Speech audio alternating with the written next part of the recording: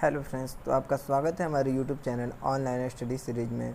तो दोस्तों, आज का हमारा टॉपिक है विसरण। ये केमिस्ट्री से रिलेटेड एक टॉपिक है जो कि गैस से संबंधित है। और गैस से संबंधित ये साइंस के कंपटीशन एग्ज़ाम में, मतलब साइंस के कंपटीशन एग्ज़ाम में नहीं, मतलब कोई कंपटीशन एग्ज़ाम हो, अगर इसमें साइंस से रिलेटेड कोई क्वेश्चन पूछा जा रहा है तो उसमें इस टाइप के एक क्वेश्चन या फिर दो क्वेश्चन आपको ज़रूर मिल सकते हैं और मिलते भी हैं। तो विसरण हम आपको बता रहे हैं कि विसरण क्या होता है। तो जैसे लिखा हुआ है, गैसीय पदार्थ का अधिक मात्रा से कम मात्रा की दिशा में स्वतः प्रवाहित होना क्या कहलाता है? विसरण कहलाता है। और एक टर्म्स होता है निसरण। निसरण क्या होता है? जब कोई गैस पतले छिद्र से बाहर निकलता है तो उसको क्या कहते हैं? निसरण कहते हैं।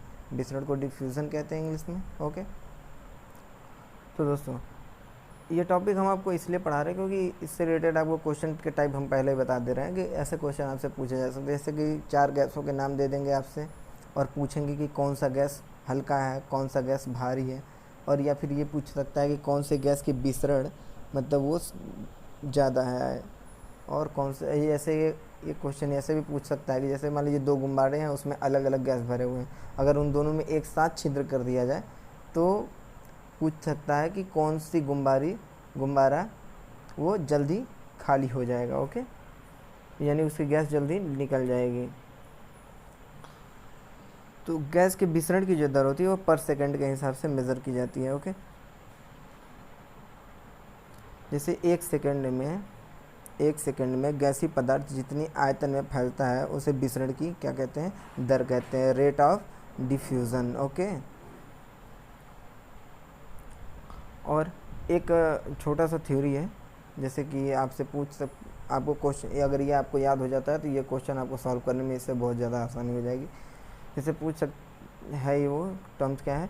गैस का अणुभार जितना कम होता है उसके विसरण की दर उतनी ही ज़्यादा होती है। यानी कोई गैस है, उसका एटॉमिक नंबर, ओके, अणुभार, यानी उसका अणुभार जितना ज़्यादा होगा वो गैस उतनी ज़्यादा विसरण होगी, यानी उतनी तेज़ निकलेगी। और एक टर्म है, जब दो गैस के अणुभार जो है कि अगर एक समान हो, अगर दो गैसों के अणुभार जो होते हैं अगर समान होंगे, एक इक्वल होंगे, तो वो क्या होंगे? उनके विसरण की जरूरत होगी, उनके डिफ्यूज़न की जो रेट होगी वो इक्वल होगी। जैसे C2H6 हो गया, तो C2H6 का अणुभार कितना होता है? कार्बन का 12 होता है, 12 दूना 24, 24 6 30 हो गया। और NO हो गया, ठीक है, इसका जो अणुभार होता है वो 30 हो गया। तो इनके विसरण की दर क्या होगी? वो एक समान होगी।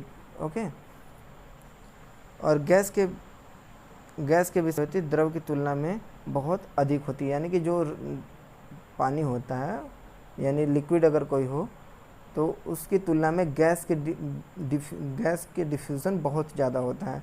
तो क्वेश्चन आपसे मान लीजिए ऐसे पूछता है क्वेश्चन, टिक तो इसमें पहले ही लगा हुआ है आंसर पे, लेकिन वो टिक क्यों है वो मैं आपको क्लियर कर दूंगा। जैसे आपसे क्वेश्चन पूछ रहा है कि निम्न में सबसे अधिक विसरण की दर होगी। जैसे CH4 दे दिया, आपसे H2 दे दिया, हीलियम दे दिया है, कार्बन डाइऑक्साइड दे दिया है। तो आपसे अभी हमने क्या है कि आपको एक क्या बताया है, एक प्रॉपर्टी बताई है कि एक गैस का जो अणुभार होता है वो जिसका जितना कम होता है उसके विसरण की जो रेट होती है वो उतनी ही ज़्यादा होती है। तो इसमें सबसे कम जो होगा वो हाइड्रोजन H2 का अणुभार है। ठीक है, H2 का अणुभार 2 है, यानी कि इसका अणुभार 2 है, इसलिए इसके विसरण की दर सबसे ज़्यादा होगी।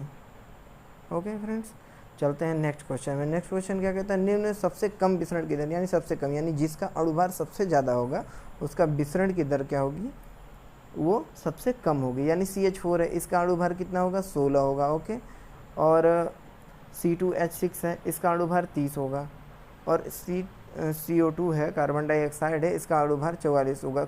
ऑक्सीजन का परमाणु क्रमांक कितना होता है? 8 होता है, अणुभार इसका 16 होता है, और तो 2 इसके एटम है, यानी 16 दूना 32 हो गया। कार्बन का 12, 32 12 कितने हो गए आपके? 44 हो गए। तो इसका अणुभार सबसे अधिक है, एटॉमिक मास सबसे अधिक है, तो इसलिए इसकी विसरण की दर यानी डिफ्यूजन की रेट सबसे कम होगी। नेक्स्ट क्वेश्चन क्या कर रहा है? निम्न में किस युग्म के विसरण की दर समान होगी? ठीक है, तो आप मतलब कि अगर विसरण की दर हमें समान निकालनी है, हमको सबसे पहले सबके अणुभार कंपेयर करने होंगे, ठीक है, एटॉमिक मास कंपेयर करने होंगे। तो एटॉमिक मास कंपेयर करने पर क्या देखा जाता है, इसमें ऑप्शन नंबर डी पर टिक है, तो वो क्यों टिक है वो मैं आपको बता दे रहा हूँ। बाकी इनमें ऐसा कोई भी ऑप्शन नहीं है जिसका एटॉमिक नंबर इक्वल हो NO, यानी नाइट्रोजन NO का जो अणुभार होता है वो आपको हमने अभी पहले ही क्या बताया, यहाँ पर एग्जाम्पल में थ्योरी में आपको थोड़ा सा मैंने यहाँ पर भी बता ही दिया था, वो वही चीज़ है। इसका C2H6 का भी अणुभार 30 है और NO का भी अणुभार 30 है, ठीक है। तो इसलिए हमारा जो डी ऑप्शन। नेक्स्ट क्वेश्चन पे चलते हैं। नेक्स्ट क्वेश्चन क्या कहता है हमारा, नेक्स्ट क्वेश्चन कहता है H2 की तुलना में H2O के विसरण की दर होगी, बराबर होगी, 1.414 गुना होगा, 9 गुना होगा, ठीक है, या फिर इनमें से कोई नहीं। तो इसका आप इस क्वेश्चन को पढ़ते ही आपको इसका जवाब पता चल जाएगा। इस क्वेश्चन में आपको कुछ करना ही नहीं है। H2 है वो क्या होता है, जल होता है। H2 क्या है, वो गैस है। इसका कोई कंपेयर ही नहीं है आपस में। तो विसरण की दर का हमें, यानी डिफ्यूज़न की रेट का हमें कोई कंपेयर ही नहीं करना है। तो इसका जवाब क्या हो जाएगा, इसका विकल्प हो जाएगा डी। क्वेश्चन, इस क्वेश्चन का आंसर डी हमारा सही हो जाएगा, ठीक है। आते हैं नेक्स्ट क्वेश्चन में। नेक्स्ट क्वेश्चन क्या कहता है, गुब्बारा। नेक्स्ट क्वेश्चन हमारा आपको कि गुब्बारा ए है, ए में H2 गैस भरा हुआ है और गुब्बारे बी में क्या हो गया है, C2H4 गैस भरा है। दोनों गुब्बारे में एक साथ अगर उनमें छिद्र कर दिया तो किस गुब्बारे में अधिक संकुचन होगा। संकुचन मतलब पिचकना होता है, ठीक है, पिचकना। तो गुब्बारा जैसे कि जिसका अभी हमने क्या पढ़ा है थ्योरी में, यहाँ पर हमने वो टर्म्स देखा है ना। यहाँ पर क्या बताया हमने आपको कि जब अणुभार जिसके अगर जितने अणुभार जिसके ज़्यादा होंगे उसके विसरण की दर उतनी ही कम होगी, जिसका अणुभार जितना कम होगा उसके विसरण की दर उतनी ही ज़्यादा होगी। तो इनमें सबसे कम अणुभार जो है कि वो हमारा H2 का है। देखिए CH4 हो गया, CH4 का अणुभार कितना हो जाएगा, कार्बन का 12 होता है और हाइड्रोजन का कितना हो जाएगा, 4 हो गया, 12 4 16, ठीक है। और अब हम H2 का क्या हो जाएगा, H2 का अणुभार 2 है। तो अणुभार जिसका कम होगा उसके विसरण की दर, डिफ्यूज़न यानी संकुचन सबसे तेज, सबसे जल्दी होगी। तो इस हिसाब से हमारा विकल्प नंबर 2 सही हो, विकल्प नंबर 1 सॉरी, विकल्प नंबर ए सही हो जाएगा। चलते हैं नेक्स्ट पॉइंट पे। नेक्स्ट पॉइंट है हमारे गुब्बारे से रिलेटेड क्वेश्चन इसमें पूछे जाते हैं। एक ट्रिक आपको इसमें बता दे रहे हैं हम। ट्रिक क्या है, भारी आवे भार बढ़े आय घटे, ठीक है। इसमें आपको 2 टर्म्स में देखना है, मतलब इसमें भारी आवे भार बढ़े ये अलग है और आय घटे, मतलब आपको साथ में पढ़ना है। भारी आवे भार बढ़े आय घटे, इसका मतलब क्या होता है, इसका मतलब है जैसे भारी आवे भार बढ़े, यानी अगर कोई गुब्बारा है उसमें X गैस भरा हुआ है और उसको हम उसमें छिद्र, उसको हम Y गैस में डाल दें, ठीक है, होगा वेट बढ़ेगा कि घटेगा, क्या होगा, उसका आयतन बढ़ेगा घटेगा। तो ये इससे रिलेटेड इस टॉपिक में क्वेश्चन पूछे जाएंगे। तो भारी आवे भार बढ़े, इसका जो मतलब है, यानी कि अगर गुब्बारे में हम क्या करते हैं, भारी गैस, गुब्बारे को भारी गैस में डालते हैं, ठीक है, तो इसका क्या होगा, ये भारी गैस का मतलब क्या, जिसके अणुभार ज़्यादा हो वो तो गैस भारी हो जाएगा।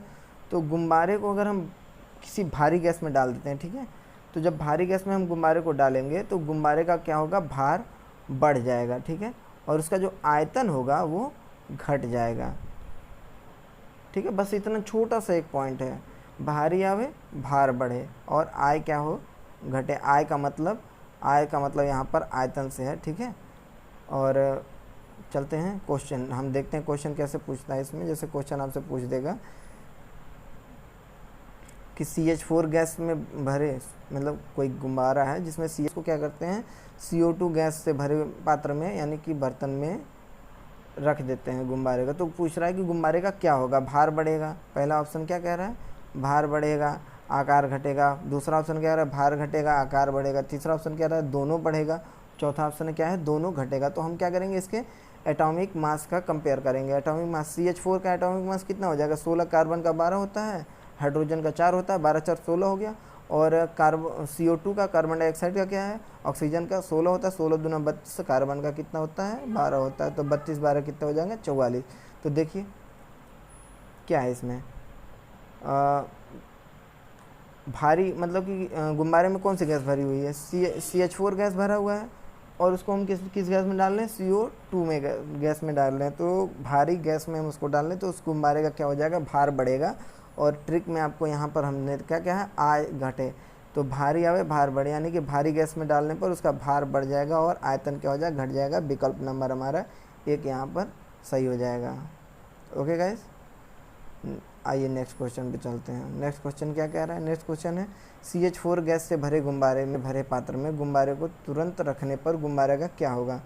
ऊपर वाले ही क्वेश्चन की तरह है, दोनों का एटॉमिक मास नंबर हम एटॉमिक मास निकालेंगे, कंपेयर करेंगे। अगर जिस नेक्स्ट जो अगला गैस है जिसमें हम उस गुब्बारे को रख रहे हैं, अगर वो गैस हल्का होगा, अगर वो गैस हल्का होगा तो इसका भार भी हल्का होगा और आयतन क्या होगा, बढ़ेगा। ठीक है, तो CH4 का क्या हो जाएगा, एटॉमिक भार, एटॉमिक मास कितना होगा, अणु भार 16 होगा। हीलियम का कितना होता है, 4 होता है। ठीक है,